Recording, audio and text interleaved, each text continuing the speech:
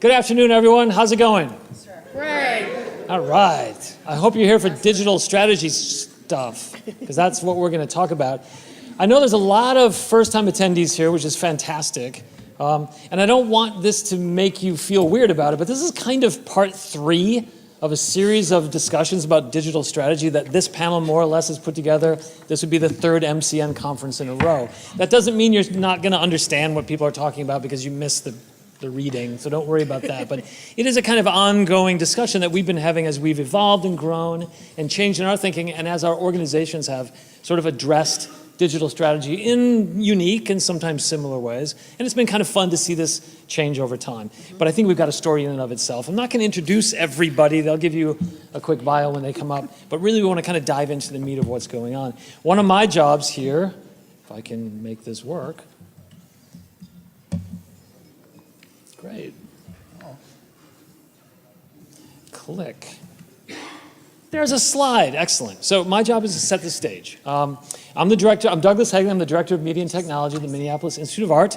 I'm a past president of MCN, so I love this place. What's this session all about? It's about how the down arrows aren't working on the keyboard. Okay. We all have mission statements, right? Which should answer the why question. Why do we exist? And many organizations combine that with a vision statement, the sort of aspirational why. But the strategic plan then becomes the tool that you create in order to turn the why into the what and how. It provides direction, alignment across the organization, and some kind of roadmap or action plan that the organization can follow together. And then when you follow it together, that's called alignment. We live in a world that has been deeply transformed by ever more ubiquitous digital technologies. Our customers, our audiences, visitors, guests, whatever you might call them, have a set of expectations that are very different than what they brought 5 or 10 years ago. They expect access to content. They expect very quick and convenient transactions. They expect some kind of personalization to their service. These expectations hold even in our very sort of special rarefied air of being cultural institutions with real things that are imbued with history or creativity or rarity in some way. Things both beautiful and meaningful. Does a digital strategy matter in that environment? Does it provide something that would otherwise be missing? There are some reasons to have a strong digital strategy. I've thrown a few of them up there, right? Really, in many ways, what you're trying to do is communicate what's going on, elevate the level of importance of what you're doing in digital. And in an earlier session today, we talked a little bit about how digital has been treated as a vertical for many, many years in our sector, when really it's a horizontal, right? Digital is part and parcel of everything that we do. You can call it out, you can make it meaningful, you can communicate and manage expectations better if you sort of carefully describe what it is you're talking about. That doesn't mean that digital strategy is perfect. There are some possible reasons that a digital strategy is maybe not so wonderful. One of them is that it can add sort of unnecessary complexity. It's also possible that it can imply in some way that digital is extra, separate, not core to mission, somebody else's job. Those kids do that down the hall kind of thing, and runs the risk of separating what's happening with digital from the core strategy and future of the museum. I think today, this afternoon, you're going to hear more pros than cons. I would think that you should be listening for a few key things from our panelists, and they'll come up sort of in a rotating, and I think I even get to squeeze in there at some point too. The kind of essential hot topics that they're touching on and how they address each of them, I think also, particularly in the spirit of this conference, the human-centered approach, the people. Where do the people fit in the digital strategy, and what do people mean for a digital strategy? And how leadership models are evolving. We hope you'll go away with practical knowledge. Those of you who've been in the previous 2 sessions will see an arc of change over time, right? Okay, good. That's kind of the plan. So away we go. That's my brief introduction, and the first up is going to be Carolyn Royston. Okay. That one. Okay. Hi, everybody. It's great to see you, and I'm delighted to be here. I am going to talk about my first year at the Isabella Stewart Gardner Museum in Boston. Previously, I was head of digital at the Imperial War Museum. They are not similar. and I will explain a little bit about that. So I have been on this panel for the past 3 years, and each of those years I've had a different role. So I'm at the start of a journey. So you've missed nothing if you haven't been to our previous sessions. So, as I said, I'm at the Isabella Stewart Gardner Museum. I'm just going to tell you a little bit about the museum because for those of you that don't know it, it is quite a unique place and presents some really interesting and unique challenges for our visitors and for us to think about digital and the role of digital. So this is Isabella Stewart Gardner. She founded the museum and at the turn of this last century. She built it as both a home and also as a museum, and really she installed her collection of works in a way to evoke an intimate response to art, and it has a mixture of paintings, furniture, textiles, and objects from different cultures and different periods. And the museum is very much in her vision and in her mind, and I'll come back to that a little bit later on. In 2013, we built a new building by Renzo Piano was added to the museum, and this doubled the size of the museum. It also opened up new programming opportunities, but then also it made the connection between the historic building and the new building more complex, more difficult for our visitors to understand, because you now enter through that new building. It's only really when you've gone sort of past the admissions and into the museum that you realize actually that there is a historic building as well. We now have in that new building a space for temporary exhibitions, which are historic shows, and also contemporary programs as well. We also have a performance area, so there's really fantastic space where we have a very vibrant music program of both classical and contemporary music. And then you go into the palace, and it is, you walk into this courtyard, it is a wow moment, it is an amazing, beautiful, serene space, but very different to the building that you've entered into. We also have a garden, and then we have these historic installations, and then a series of galleries off the courtyard over several floors, which are very eclectic, eccentric. They're curated by Mrs. Gardner. We're not allowed to change anything. So you are literally walking around a building that she has created. And you can see we have no labels, and things are hung in interesting ways. There are things in drawers, which we're not allowed to remove, but they're there, but you can't see them.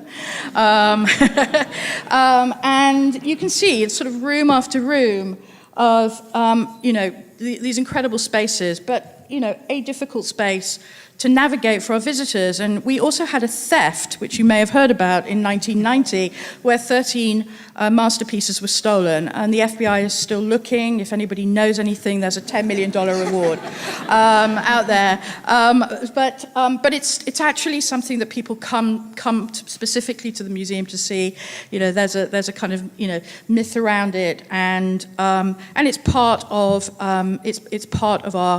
our history in our museum, and we have empty frames there waiting for the paintings to return. So it's an incredibly complex offer, where it's an art museum, historic building, a contemporary building. We have a range of archives and collections, and a performance space.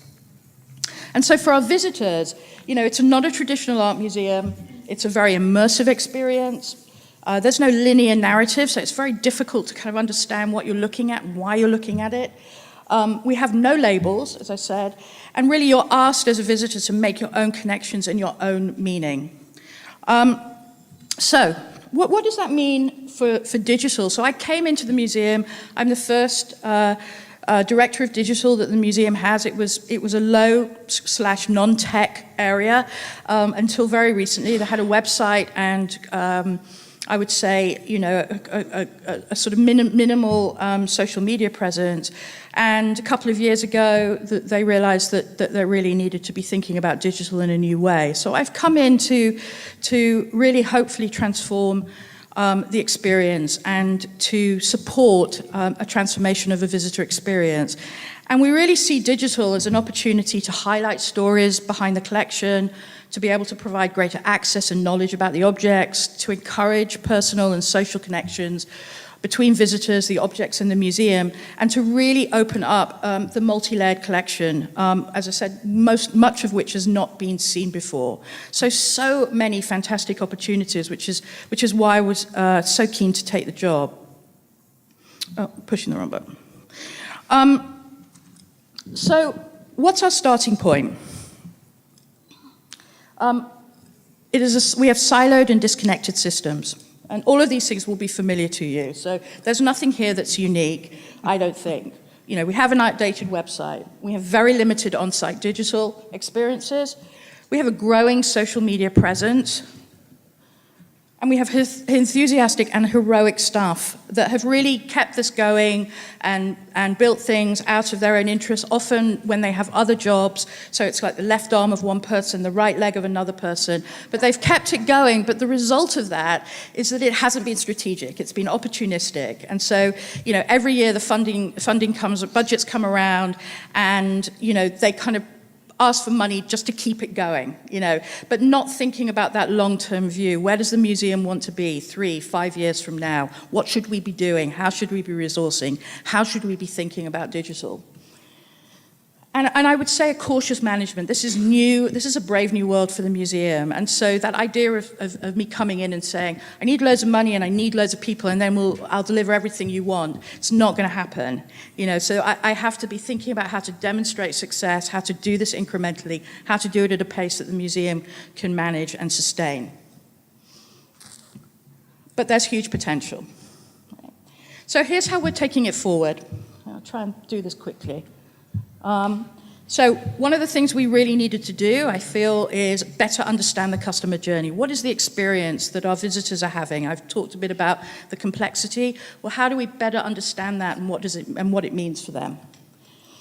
We need to start thinking about a digital ecosystem, so bringing these disjointed systems together so that actually we are integrating and thinking more holistically, both in terms of our systems, but also in terms of the way that we're working. We need to prioritize projects and focus on impact. As I said, we can't do everything at once. And we want to prototype and experiment. So we don't know. This is all so new for us. We need to try, and we need to see what works, and then we need to try some more, and we need to take that approach in the way that we're thinking about digital, and measure the impact and build in feedback.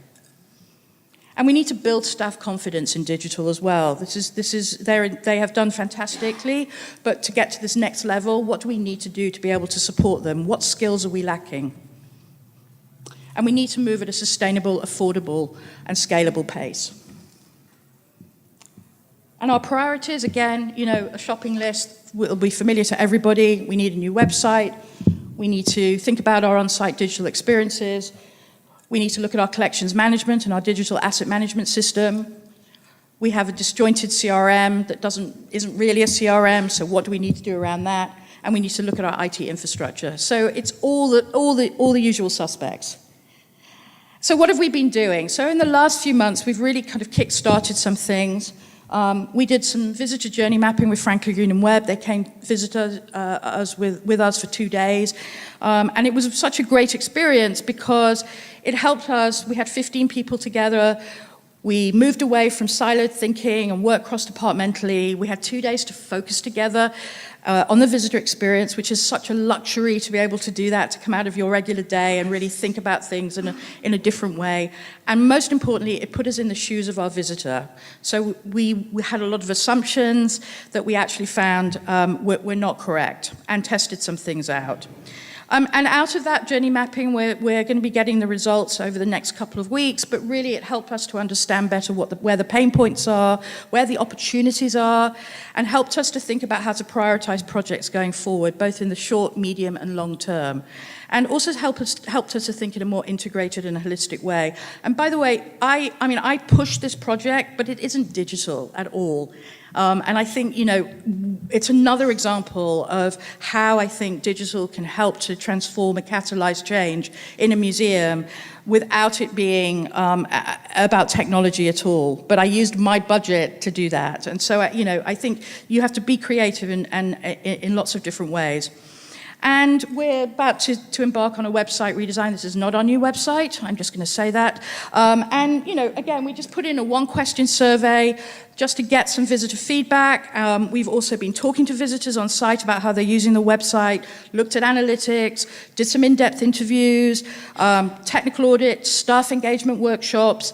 Again, just trying both from the human-centered perspective of our visitors, but also our staff. This project has to work for our staff so that there is that engagement, so that we can think about how we're going to take that forward when we launch the site. We started to be more strategic about Twitter, bringing in, again, cross-departmental meetings, thinking more strategically, having a program, thinking further ahead. All of this is about change in behavior, change in mindset. We've got a lot more work to do, but it's different from where we were. And that's exciting. And also updating our visitor experience. Up until January of this year, people were not allowed to take photographs. It's the most Instagrammable museum in the world. I challenge anyone to say that there's another one, and you couldn't take photographs. So this was just a tiny thing that has, again, been transformative. And as part of that, we're now going to start looking at how we can update the visitor experience, how digital interpretation can help. So moving away from laminated sheets into something that actually people can use and won't get ill from the germs. So I guess, what have I learned? This is my final slide. What have I learned so far? I've been doing this for a year, and I've been doing it for a very, very long time before this year. But I'm still learning, which is, I guess, why I'm still doing it. And so here's what I think. I'm a startup operation in my museum, right? I'm doing something that no one else is doing, and it's lonely and difficult, and again, it's kind of understanding that that's the position I'm in. And I was very impatient when I started, and I've had to learn to be a lot more patient. I really have to manage the pace of change. As I came in, I was like, I'm powering through. I've been at the Imperial War Museum. I've done it all. I've seen it all. Come on, bring it on. And actually, that failed quite miserably for me. And I've really, now I have to think about, where the organization is right now and work with that. It's kind of like teaching children in a classroom. There's no point teaching them something and starting at a level where they don't have that understanding. So you really have to think about, where are your people that you're working with? I think this is another one as well, that challenge still in our culture, in our museum culture, of being able to advocate about how to invest to save for projects that are not sexy. Right, IT infrastructure, I'm going to apologize, but it's not sexy, right? It's not the Cleveland, Gallery 1.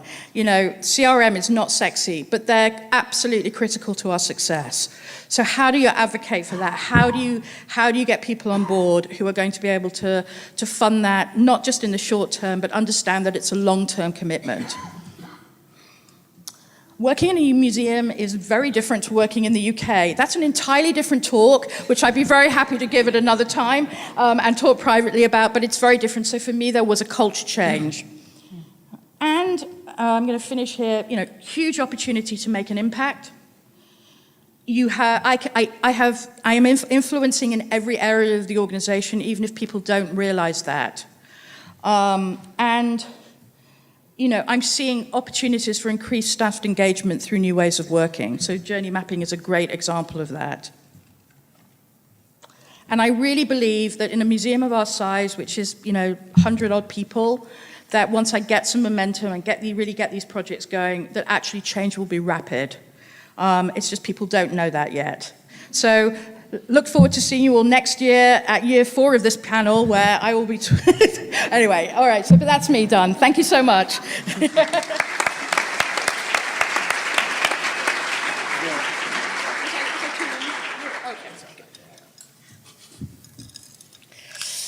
Hello.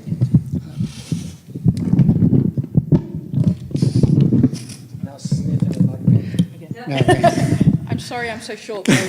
yeah, well, and I'm sorry I'm so tall. So I'm William Weinstein. I'm the John H. McFadden and Lisa D. Cabinet, what's that, Director of Information Interpretive Technologies, and that's probably the longest thing I'll get to say for this. And this is the 3rd year, and for some of us the 4th year actually of doing this, and it's been actually a very interesting process for me. Coming from being an IT director who mostly only had to deal with those things that you thought were boring. I don't know why you don't think blinking, I'd love, my office actually looks out into our server room so I can see the lights blink. I just, it is really one of the most happiest things of my day. And I also don't know how to advance the slides. Left mouse. No. Yay. So that was embarrassing. So in 2013, our institution had a new strategy, a new strategic plan. One of the things that was called out in this plan, on the far right, under essential tools, so one of the core things that we were going to do to actualize this plan was to create a comprehensive digital strategy. So everybody thought it was a great idea. Everybody thought a digital strategy, in addition to an institutional strategy, in addition to an institutional brand platform, that this was yet another document that we needed to have in order to do the things that we wanted to do, and I was charged to make that. It was a bit scary. So boiling down the institutional strategy to these core components, there were 4 ideas in our strategy. And then we've tried to figure out in the strategy, actually in the actual institutional strategy, it called these things out digitally. So some of the work was already done because this is how we wanted to do things. Essentially, we wanted to do everything across the entire institution with more technology. That was the core fundamental piece of our institutional strategy, is that everything should be digital. Which, to Douglas's point, digital is horizontal. It permeates everything. So trying to find then a way to create a strategy around this, to say basically that everything that we're going to do is going to have a digital component and everybody's going to be involved somehow in creating digital objects, seemed to me to be the strategy that we needed. Although we did create one anyway, and because we had to, it was in the strategic plan. Had to be able to check that off. My CFO, who manages this, says, so where's the strategy? So you have to be able to check this off when he reports to the board. Did we do these things? So off we did, and we made a lot of stuff. And we did a lot of things over these last 3 years. Because we were dealing with collections information, and collections information was the core of what we would want to do as far as creating digital pieces. We did a lot of work on collections information. We did a large-scale digital imaging project. We put a lot of images online. We created a cataloging standard so that as we were creating digital interactives, that we were working from a core group of information, so that we looked at the information that people actually wanted us to be able to present to them in galleries, and we made that a core function of cataloging, so that every time somebody put something into TMS, it had those core pieces of information, so that when we wanted to work on something, that information already existed. We are doing, and actually now, because in addition to the digital strategy and the other pieces, that institutional strategy also called for a major change in the interior space of the building. So we did a lot of infrastructure work. We're doing some now. We changed and recreated a lot of our digital infrastructure. A lot of the stuff that really only I and the people who work for me should care about, but a whole bunch of other people started to care about at least how much the flashing green lights cost. And so we've done all of that. We're still working on some of those.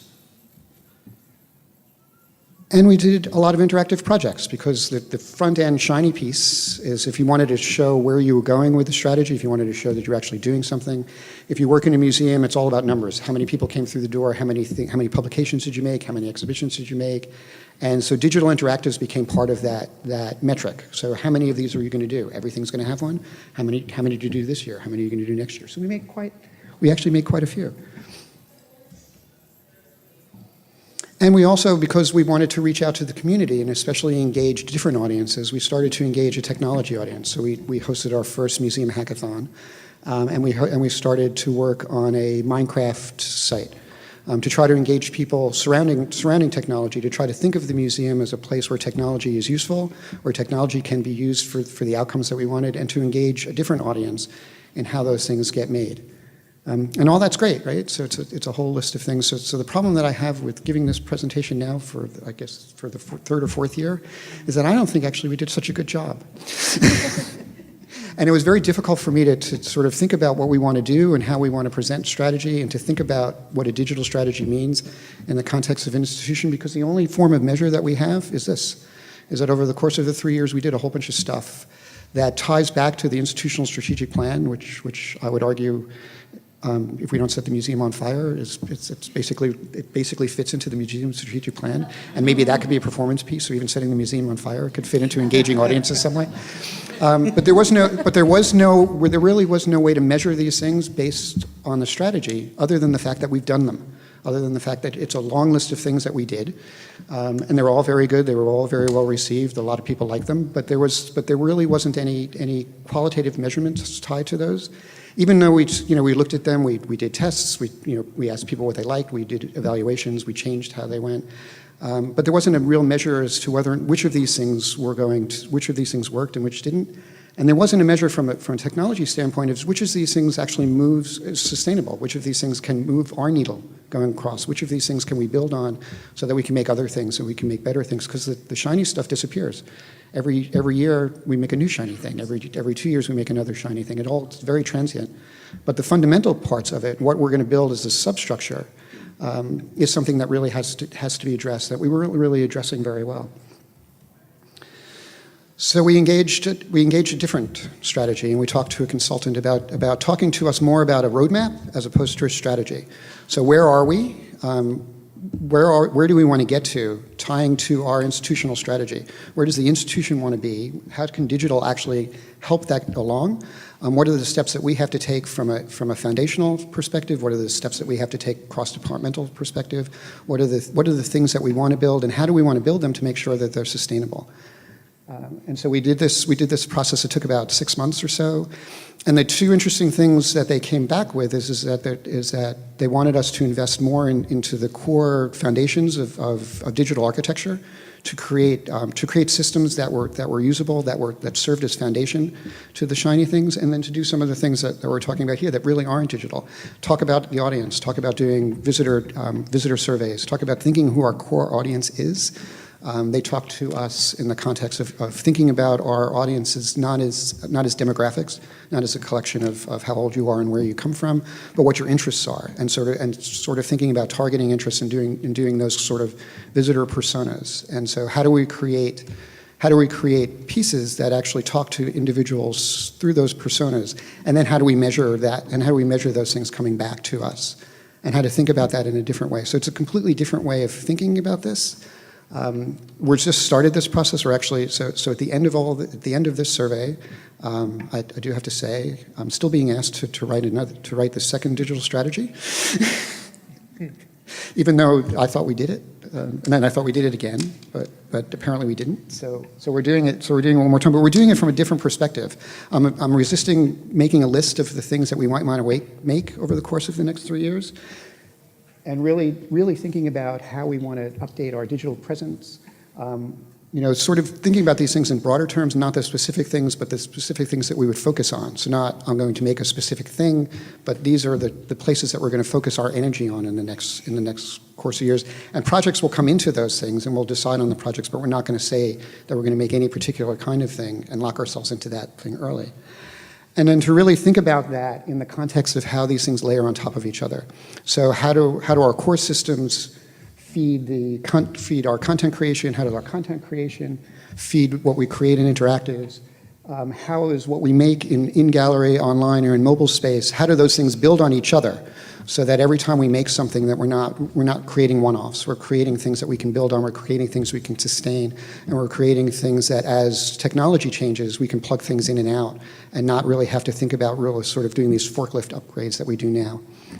So this is the beginning of where we are. We're sort of in the beginning of creating this kind of continuity timeline, getting people to understand how these things sort of layer on top of each other, what parts of them are truly digital, what parts of them are content but will be enabled by digital, and how we speak more completely across departments. And if we do this again next year, I can get to tell you whether or not we were successful.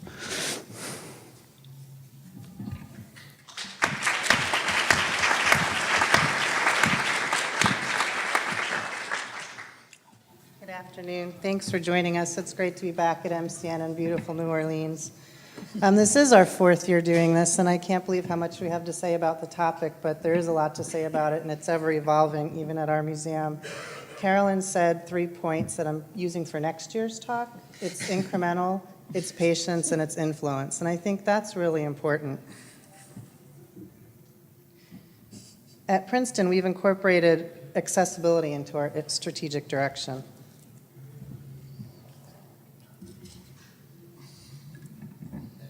I'm only head of information and technology, and I can't work my slides. There's a lot of pressure on you. You have to be able to get up there and do it without. In fact, accessibility and providing global access to our collection is at the forefront of our strategic direction. But what does that mean, and what does that mean to our museum? The simple definition is able to be reached or approached, able to be used or obtained, and easy to appreciate or understand. In museum speak, this means catalog and digitally publish the entire collection with images and attendant data using 88 compliance techniques so that everyone can understand what's in the collection, then provide search tools so that diverse audiences can find what they are looking for. Next, we have to provide physical access to the art so it can be studied, viewed, and appreciated in its original form. Then we provide suggested ways into the collection for use by both the scholar and casual visitor to appreciate and understand a work of art through transformative experiences, such as exhibitions and related in-gallery interactives, educational programming, and mobile-friendly websites. It's easy to define accessibility and what needs to be accomplished to provide global digital access to our collections, but how do we convey the importance of the hours of tedious cataloging work that must be done by experienced collections catalogers to accomplish this, as well as upgrading our underlying infrastructures to more effectively deliver this content online? Even harder, how do we pay for the human resources to accomplish all this work? The first step is to put a strategy in place and obtain buy-in. When I spoke in 2013, I discussed our museum-wide strategic planning process, which involved over 1,600 constituents. By 2014, we completed the process and produced a strategic plan to guide the museum for the next 5 years. We identified as one of our top strategic priorities increasing access to the collection. This is really critical in what happened in the next months following. Knowing this objective would be a huge and expensive undertaking that would require years of work, we began to furiously search for funding. With a strategic plan in place, we were able to capture the attention and buy-in of our university administration. Our strategic plan has become a very effective tool in fundraising. Our first success for funding was in 2015, when we wrote our Collections Discovery Initiative. We wrote a proposal to the university to help fund our efforts to provide global access to our entire encyclopedic collection of over 97,000 works of art. At the time, we had less than half of our collection online, and although everything had images, most of it had skeletal information. And we had volumes of related scholarship in analog format. In our proposal, we stated we would catalog and digitize all of the scholarly data that was only in analog format.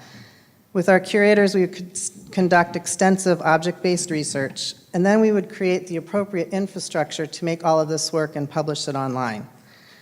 We are awarded partial funding for a 5-year period through 2020, but during this time frame, we're also expected to raise the remainder of the funds for the bulk of the work in order to accomplish what we promised to do. My advice to you, if you ever find yourself promising to colleagues that are in a higher pay grade than you, that you can do more than what you actually have funding for, is to make sure you're working with a really good grant manager. And I won't tell you her name. We're in the midst of 6 fundraising efforts dedicated to our Collections Discovery Initiative.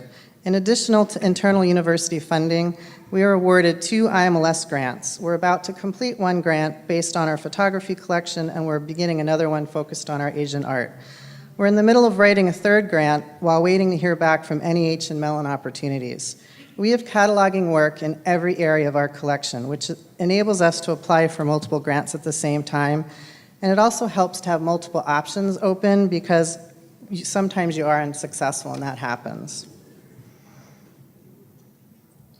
Once we had a plan in place and the funding to implement it, the next most important concepts are collaboration and communication. I may speak about that every time I present at MCN, but it's worth repeating. To be successful, you cannot work in a silo.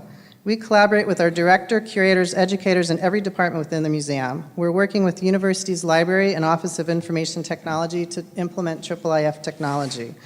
We have a museum advisory group for our initiative, which includes the director, curatorial representatives, education, and information and technology staff. We hold forums within the museum and focus groups with faculty, students, and the university community to build tools for teaching, research, and discovery of our collections. We present at internal museum meetings and encourage feedback from all staff.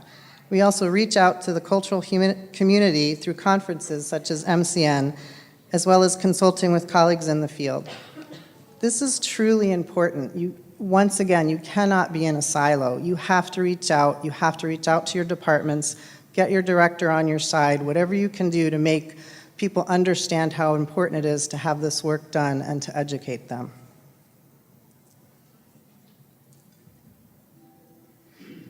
Our efforts are beginning to make an impact. Our first priority was to catalog the scholarship around the top 10% of objects most exhibited, loaned, published, and used in teaching from each area of our collection.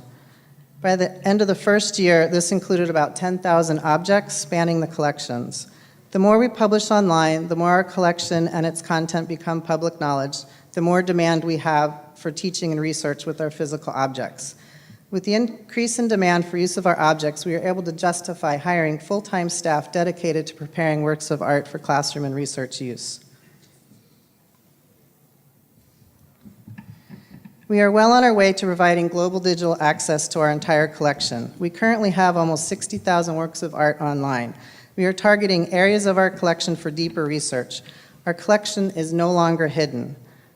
When I started talking or speaking in 2013, we had less than 10% of our works online.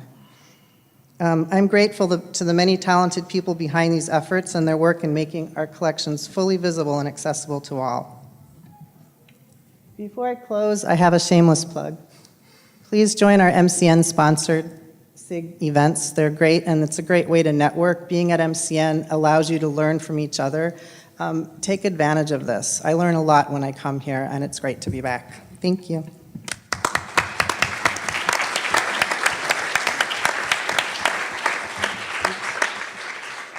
At a museum, you have to credit everything. We should go back to that slide and everyone memorize it. Hey, I'm back. What's happening at MIA? We have a new strategic plan that kicked in July 1st. It's called MIA 2021. What imagination we have for strategic plan naming. Yeah. So for us at MIA, it's singular, it's strategy. There are no other strategies. There's no analog strategy or floor dusting strategy. There's a strategy for the museum, and we follow that. We don't produce or trumpet anything that's separate, and from my perspective, try not to. One of the key aspects of our new strategic plan is the concept of deepening relationships. We are all in on the concept of CRM. We really want to know who our visitors are. Our attendance is up 70% from 4 years ago. We're doing something right. We're also free general admission. Last year we had almost 800,000 pairs of feet came through the museum. We have no clue who they were. So we have got to get in on top of this because as I sort of referenced in earlier slides, we want to deepen relationships. We don't want people just to be aware of us or to be attracted to us when there's a really cool exhibition. We want them to start feeling like they have a kind of relationship with us. This is actually called the psychological construct model. It comes out of sports psychology and rabid fandom, but rabid fandom somehow didn't seem like a great label for a museum. Yeah, I don't know, we could use it. If we care about our customers, do we equally care about our own staff and volunteers? How do you hire, support, empower, retain, trust, and rely on your people? Our foundation, and I would argue all of your foundations, is actually the staff. We strive to provide this concept of servant leadership. Google it if you've never heard of it. I love it. It sets the tone for the entire operation in that my job as a leader at MIA is to enable the staff to shine, to help when they run into trouble, to allow them to self-organize around their projects, decide on their own scope of work, and decide on the how-to each time, and then go get it done. I trust them. Our most potent ecosystem in the museum is us. We have a strong collaborative work environment. One of the tricks here, I think, always, is we do cross-functional teams, but a team with more than 5 people is a party, okay? So if you want to have a party, you can do that on your own time. If you want to get work done, 5 or fewer people. And that's the way that it functions every time. Be careful. I was at a previous institution. The website steering committee had 72 people on it. I don't have to tell you anymore. We have a dedicated and considerable time and effort working with the staff to define our workplace culture in much the same way that you see that famous Netflix deck where they talk about what it's like to work at Netflix. These are the 5 values and some snappy little things that we talk about them. This is actually inculcated in our hiring process. It's part of our annual performance evaluation. Salaries depend on people meeting workplace culture values. So skills are prerequisites for getting an interview when we have a job opening. So you need the skills, right? Or you at least need the aptitude to gain the skills. Skills can be learned. If you don't embody these values, you can't work with us.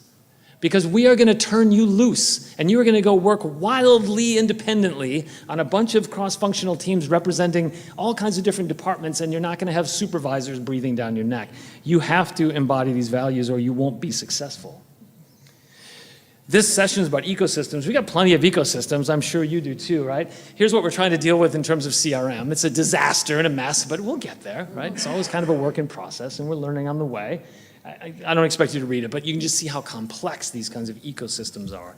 When we talk about constructing the way that these cross-functional teams work, yes, 5 people are the core team who get the work done, but if they're not talking to all the stakeholders, they'll get isolated and eventually undermined, right? So there's a very disciplined process to collaboration there, one that we have entire sessions devoted to. We believe firmly that the modern workplace is a small world network function. People are the nodes on the network. The shorter the path between people, the more connections people have across the organization, the more transparency they have into what all the other teams are doing, leads to organizational success and the delivery on the strategy, because you don't need to run around reminding people of the strategy all the time. It is top of mind. Jeff.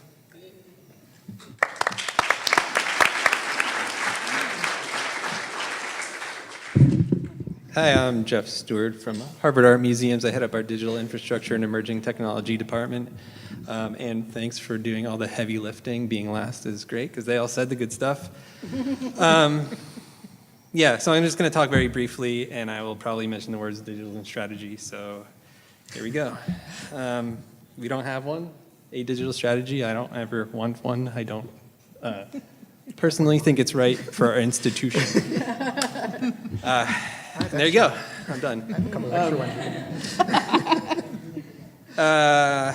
And I lost my train of thought. Thanks for the high five.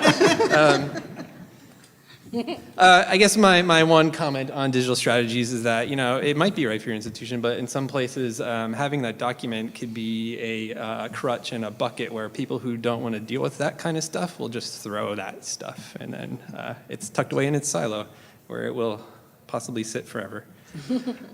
We do have a mission statement, which I'm sure many of you do, and from that we can infer an institutional strategy. So like Mia, our mission statement is where we derive a lot of, where we can refer to and ask questions. Am I doing the right thing to address what the mission statement says I should be doing. Highlighted a few key words here. Like all good mission statements, it's incredibly broad. So if we're not setting the museum on fire, we're doing all right. But there are some key words here. We are a university museum, a teaching museum, and research, public education, along with education of people at the university. And this very last one, foster university-wide collaborations across disciplines, is an incredibly important one. And again, like many other museums, over the last many years, we've also done a building construction project, and we have used Mr. Renzo Piano to do our building, along with the Gardner Museum. And I will talk just very, very briefly about one project that has been taking shape over the last 4+ years in direct response to the institutional strategy / mission statement. It's digital at heart, but in the end, it's entirely about human interaction and cross-departmental collaboration. Yeah, it's that space that was called the Lightbox Gallery.